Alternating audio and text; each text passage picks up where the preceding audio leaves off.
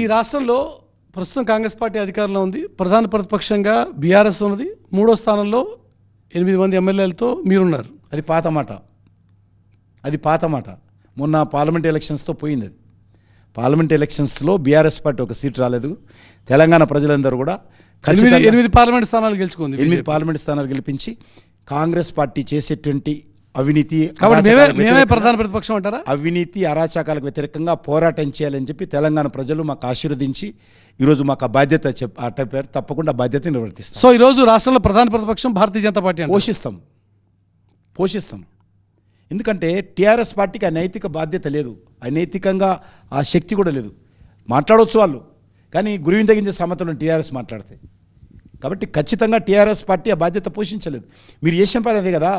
ఈరోజు phone tapping కావచ్చు, లేకపోతే కాళేశ్వరం కావచ్చు, లేకపోతే అనేక రకాల అక్రమాలు కావచ్చు, లేకపోతే పార్టీ ఫిరాయింపులు కావచ్చు, కుటుంబ పాలన కావచ్చు. అక్కడ 3 ఉన్నారు. సోనియమ్మ ఎంపీ అయిపోయింది, కొడుకు రాహుల్ గాంధీ ఎంపీ అయ్యిండు, ఇప్పుడు ప్రియాంక గాంధీ ఎంపీ అయింది, ఇప్పుడు రేపో మాపో వాద్రా అని ఎవరున్నారు కదా, ఆయన ఎంపీ కాబోతాడు. ఇక్కడ టీఆర్ఎస్ కుటుంబంలో చూసుకుంటే వాళ్ళు కేసీఆర్, కేటీఆర్, హరీష్ రావు గారు, సంతోష్ రావు గారు లైన్గా వాళ్ళు ఉన్నారు. కాబట్టి ఈ 2 పార్టీలు తేడా లేదు, ఫ్యామిలీ పార్టీస్, ప్రైవేట్ లిమిటెడ్ కంపెనీలు ఇవన్నీ కూడా. కాబట్టి ఈ రాష్ట్రంలో ఖచ్చితంగా ప్రజాస్వామ్య పాలన రావాలంటే భారతీయ జనతా పార్టీ ద్వారానే సాధ్యమవుతుంది. ప్రధాన ప్రతిపక్ష